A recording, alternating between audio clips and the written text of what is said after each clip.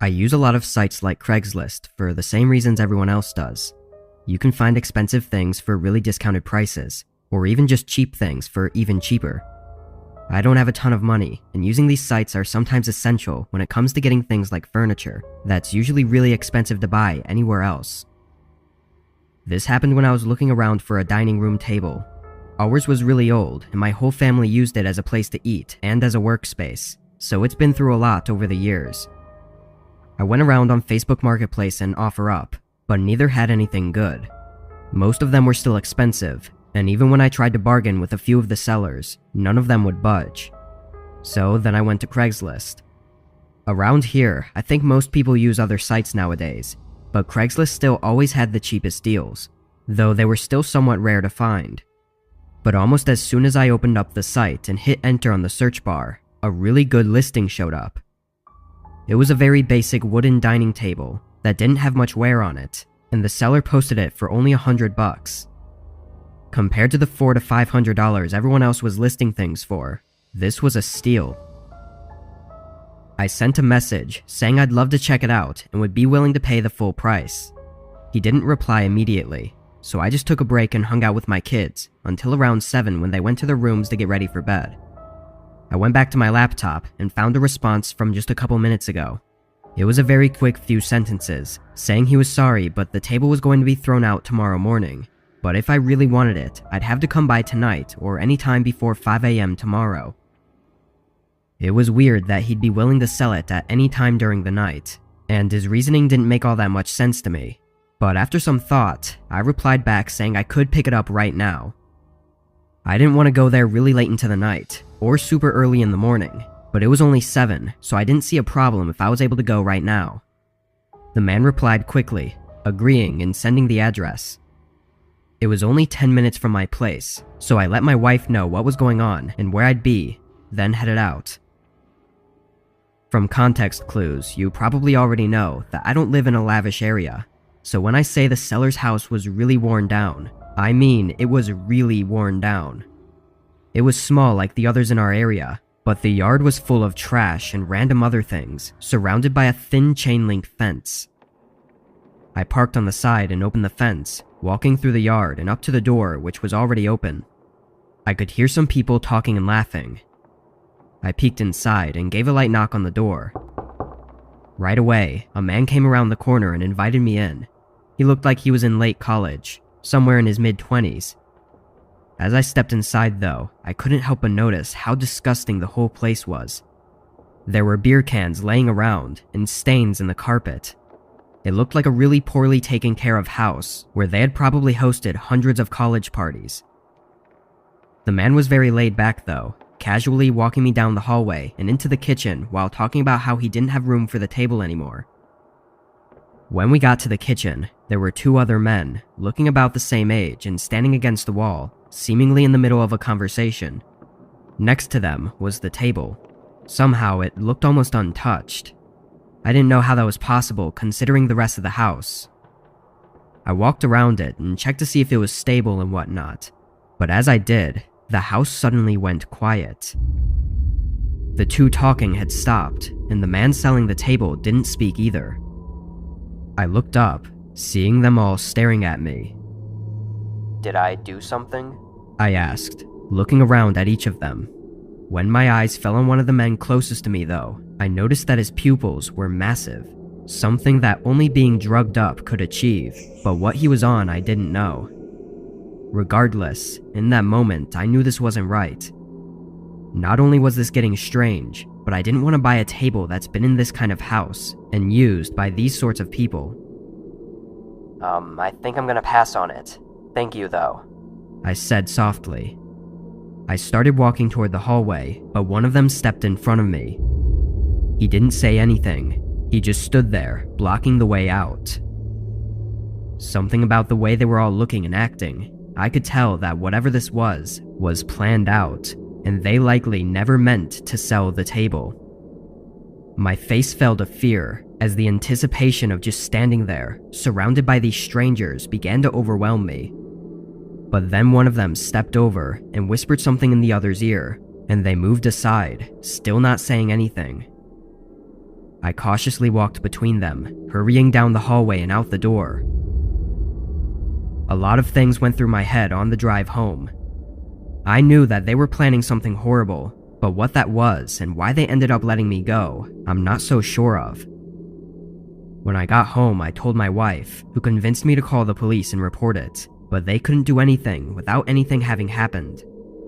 So whatever those men were planning, I'll probably never know.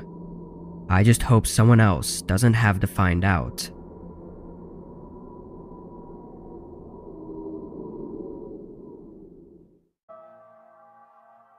I was selling some of my shoes on Craigslist a year ago, just to pocket some extra cash.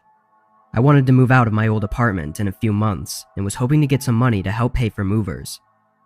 The shoes were nothing special, but I listed them for generous prices, hoping to get them bought quickly.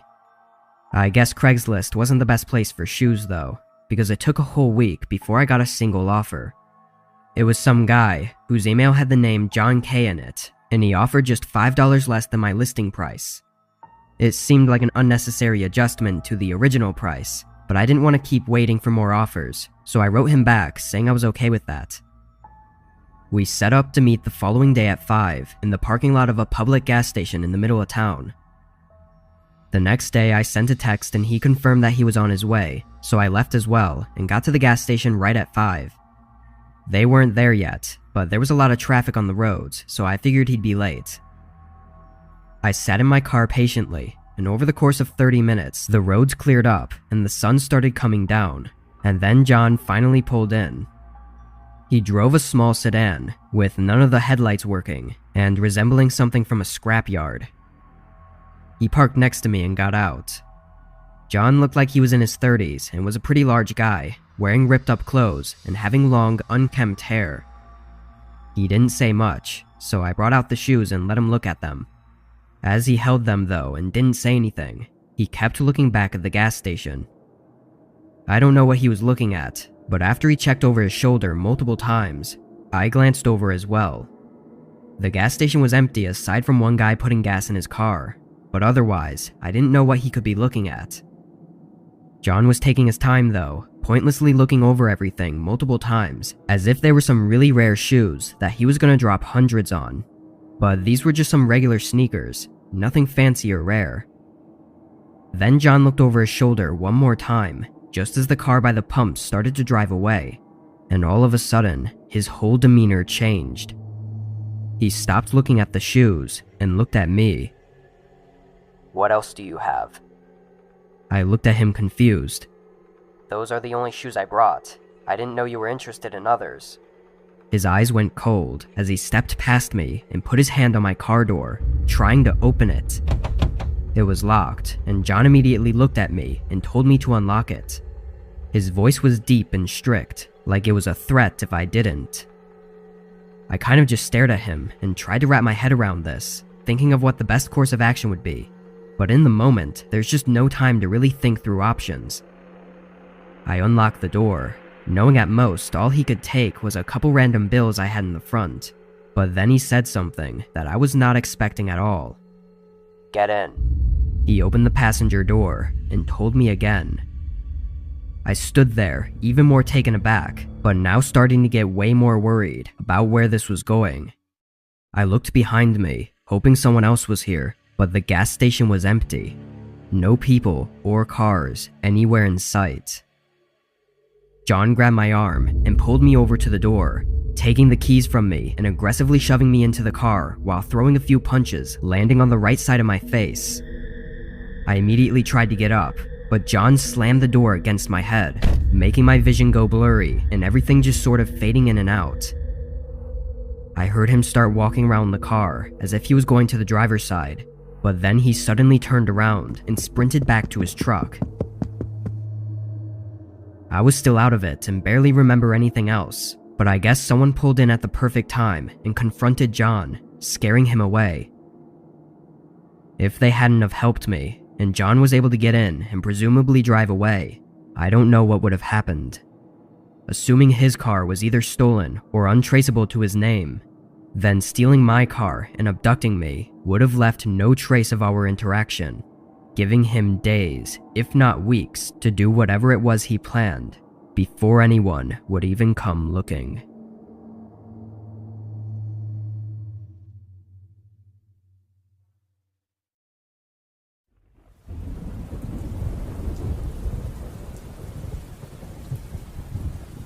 It was around this time last year when I decided to use Craigslist as a means to sell a few things I had to get rid of. My house was getting cluttered, and I planned to get some new furniture, and with winter right around the corner, I wanted to get these things out fast. The main piece I was selling were these 2 lounge chairs in my living room.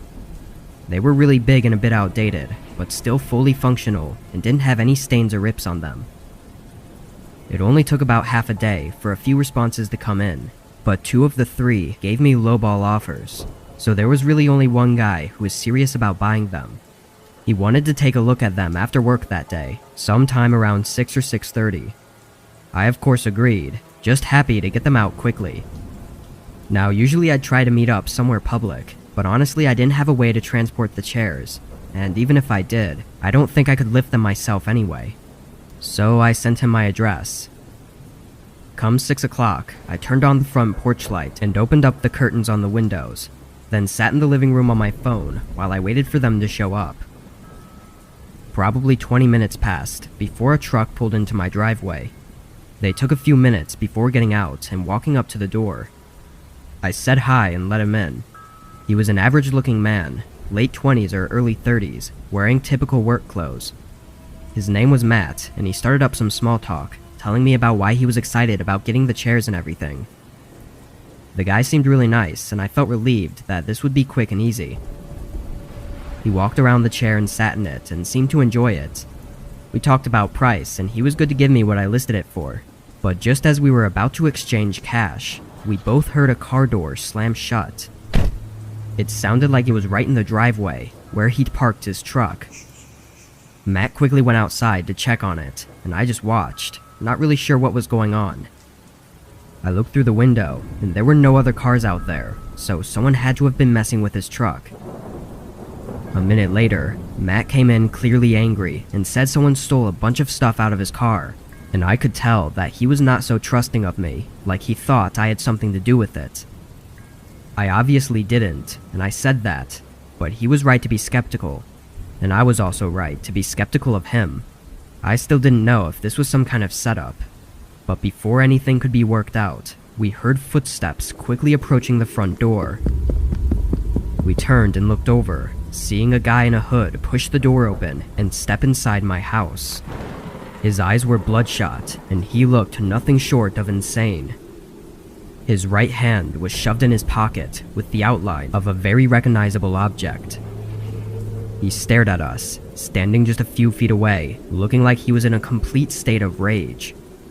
The guy was young though, only a kid, maybe 18 or 19 years old, but still dangerous nonetheless. Both Matt and I stood still, trying to not provoke anything to happen, but then Matt started telling the kid to take it easy. He held his hands up and took a step closer, but the kid was quick to pull the weapon out of his pocket and aim it right at him. Yes, it could have been fake, but there was no way to tell, and from the way the kid was acting, I really don't think it was. He yelled at Matt to walk out the door, and now in shock, he did as he said. The kid then followed him out of the house and held him at gunpoint the whole way to the truck, where he had Matt get in the driver's seat, and then the kid got in the back. I watched in terror as he pulled out and drove away, obviously outside of Matt's will. As soon as they were gone, I called 911, then ran to my car and tried to follow them while describing what was going on to the operator. But they were gone. I couldn't find any sign of them. Police ran an investigation, using the information I had to quickly identify who Matt was and his truck's license plate. Over the next couple days, I was just waiting for a call, but that call never came. Both Matt and his truck still have never turned up. I feel guilty, like I should have done more, but everything was so risky, and I likely could have lost my life as well. And even in those final moments of the interaction, I didn't know for sure if Matt was in on it as some sort of elaborate plan.